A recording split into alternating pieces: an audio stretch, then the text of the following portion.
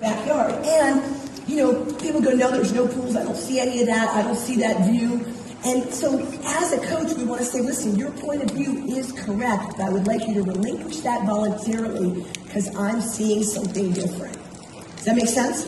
Yes. Okay, after we've been in the business a long time, you've got a spacecraft view. So when you're starting your business, you get to Ruby and you're thinking, I got it down now. This is almost like the teenage time. I got it, I don't need you. And you're like, okay, hold on a second. Because there's a lot to learn in this business. So you just want to really realize that, again, when you get in that perspective, we really don't want to argue. We know your point of view is correct from your point of view, but the only way for us to take you faster, which is the number one people say, is for you to relinquish voluntarily. Does that make sense? So I recently, just this morning, was having a conversation, and somebody was saying that Dr. Ben and I seem like we have an easier time or are smarter or something at, being able to take concepts and integrate them.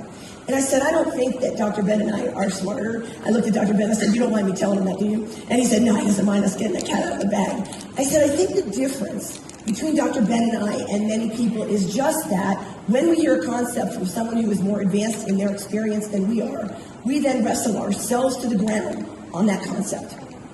We don't wrestle with whether or not we're going to adopt the concept. We just take that to go, okay, Nathan's been in the business twice as long, he just said. Win had 54 people on that trip, he said. And then we try and figure out how to wrestle our own thinking. It's not that we have any different, harder, easier time. We have the same process you have. We just spend no time arguing about the concept. Does that make sense? So that's really another really powerful thing. So as far as inviting, here's my hallucination. I think that people make inviting very difficult for two reasons. And I want to know if you think this might be true. I shared this for the first time in Houston, and Charlie said, would you share this again?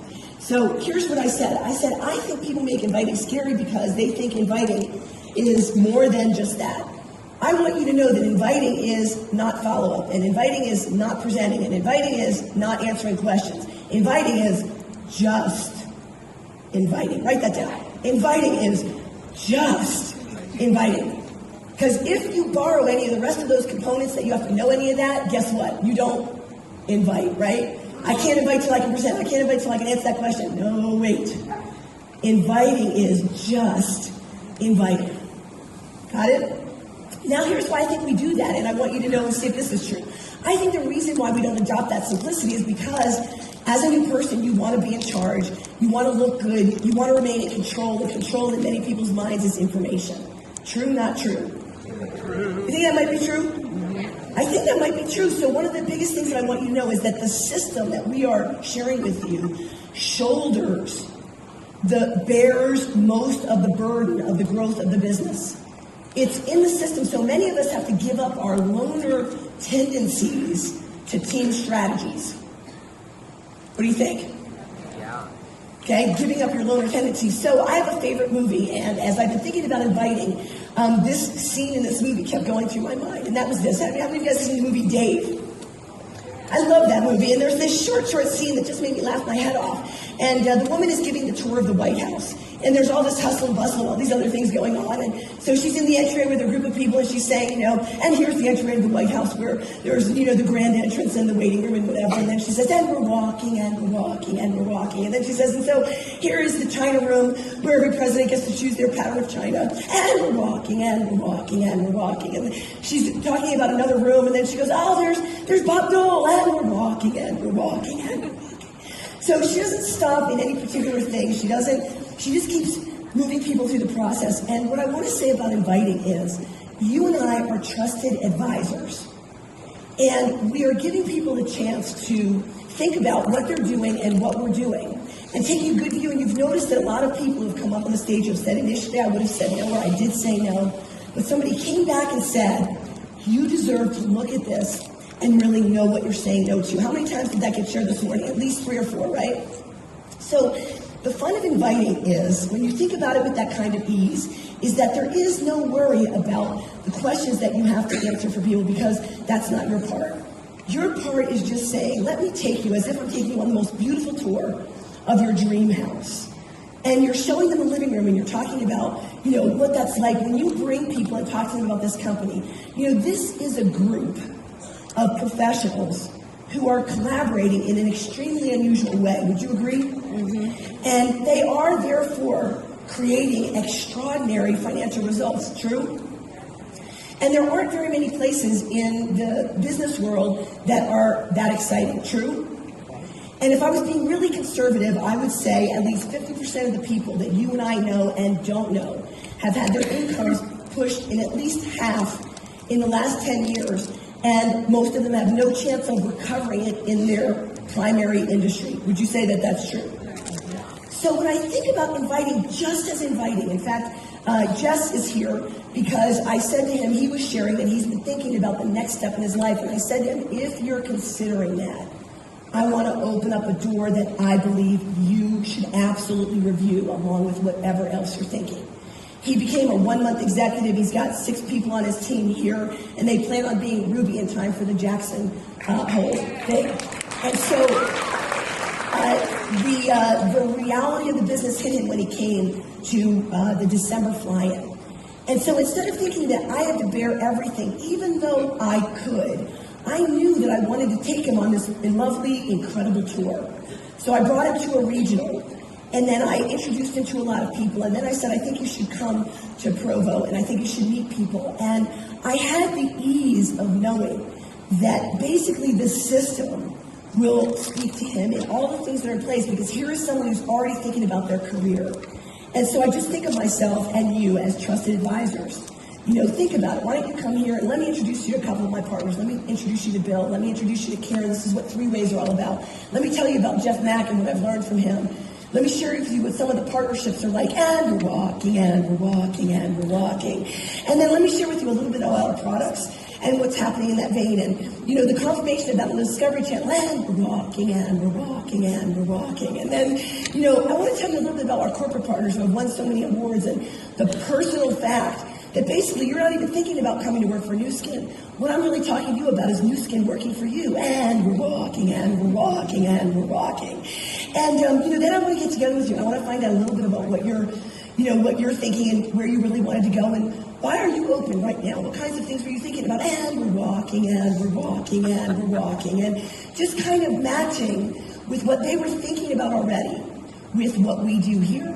And we're walking, and we're walking, and how many of you guys are starting to breathe a little easier? I like it. Now, the fun thing about the fact that, of course, people have questions, right? But this is an interesting thing. People often think teamwork is only while you don't know what you're doing. How many times have you had somebody new, or if you're new, have you thought this? I can't wait until I don't need you or don't need to bother you. Like, that's the place of arrival. How many of you guys have thought that or had someone tell you that? You know, like, arrival is when I don't need you anymore. And only a new person would say that, because we don't work together as a team because we don't know what we're doing. We work together as a team because this is a team sport. Now, it's definitely a team sport.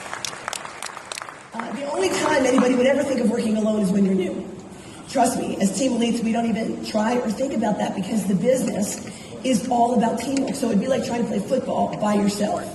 And once you understand it's a team sport, then you realize why experts do what they do and how new people get trained. Like when someone is drafted into a new team in the NFL, they are, you know, they would love to know the culture really well, but they don't. Is that true? They don't know all of that. So what we want to be doing when we come in is to realize, listen, at the beginning, I'm an apprentice, and I want to study really well, but I want to understand that my partners are working with me in such a way that basically if I relax into the team and I understand this, people who I'm inviting don't even know how new I am. Does that make sense? How many of you guys are volleyball players? How many of you guys have seen professional volleyball or even on the Olympics seen that? And the basic premise in volleyball is bump, set, and point, right? And they don't do that because they can't hit the ball right over. I mean, anybody who's a professional volleyball player can hit the ball immediately over, but why don't they? Why don't they hit the ball right over?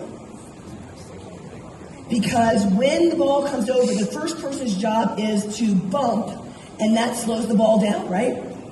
Then the next person's job, they've got more control. Their job is to set the person who is then going to look at what's going on the other side and create the point or a difficult play for the people to play it back, right? And so as a person, this is where 3 ways come in. This is where your one-on-one moves into a weekly meeting, moves into other things. If you think always in terms of bump, set, point, And realize that in professional volleyball, people move around. So you're never playing the same position. Is that right as well? Right? So it's not like you're always just bumping. You will learn every position, and at different times, your teammates will use you for different parts of it. But once again, in order to be an easy, relaxed inviter, you have to understand for yourself that this is not presenting, not answering questions, not follow-up. So here's my other thing. I've often said to people, if I think inviting is a $15 an hour job. But if I said to you, listen, most people would only pay $15 an hour. I want you to call these people, ask this question. Anybody who says yes, put them on the phone with me. But if I said, listen, this normally only pays $15, $20, but I want to pay you $100 an hour. Call these people, ask them this question. And anybody who says yes, put them on the phone with me. Right? A lot of people have said to me when they come to business, oh, please use me that way. I'm like, oh my gosh. For $20 to $100, you would do this, but for millions of dollars, you won't? You guys are just like my brother, right? Like somehow there is a difference. And remember I said to you that the entire thing here is about how I and you represent this to ourselves. It's as easy or difficult as the way we see it. And part of being coachable and part of this whole idea of coming here to Success Summit and Fly-ins is those of us who are experienced have learned how to represent it to ourselves, so we learn to love the business. And we want to give that to you so you can start off loving the business. Does that make sense? So I know for myself, when I started out inviting, I was nervous. Even though I've been in sales and other things, I was very nervous and I was not good. And I went to an 8-month period of time my first year without one callback. And I remember thinking, man, I hate this business. I hate this business. I hate this business. I know I never said it out loud. I just say it to myself. And then once in a while, I would say it to my spouse. And one day when I was working by myself, I was getting up to the bathroom. I said, oh, I hate this business. And I thought to myself, I'm working for myself. I need to fire that girl and get a new boss because I'm not liking how she's driving me. I'm not liking what she's saying to me. Nothing about the way she's looking at this is fun.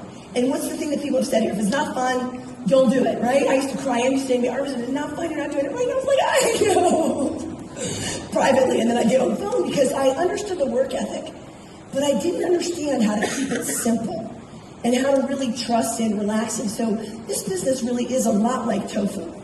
It has no flavor except for the flavor you give it. Okay? All right, and so, when you look at it that way and you realize, okay, one of the things I said to myself when I really was ready to understand, listen, nobody else is going to torture themselves for a good cause. I hate this business, but, they made a lot of money, so we're doing it anyway. I'm like, how duplicatable is that? So not. So I realized one of the things that I got really clean with myself about is, look, I don't ever coach people the way I coach myself. Are you like that? I don't ever coach other people like that. So I said to myself, if I cannot say this from the stage or coach someone personally, I'm going to change it because this is a business of duplication. It's not a business of being two-faced. Here's what I say to you, but here's what I do. It's about congruence. And as you get more congruent, not even as how you get good, how you get more congruent is what really draws people to you. Does that make sense? So when you're inviting someone, I think the most important thing that someone we're talking to wants to feel from us is being met. And when we're really busy thinking, I got to know all the facts, I got to know all the figures, I need to tell you all this stuff, they don't feel met, they feel talked at, not met. Whereas when you relax and say, listen, my partners, I don't want you to know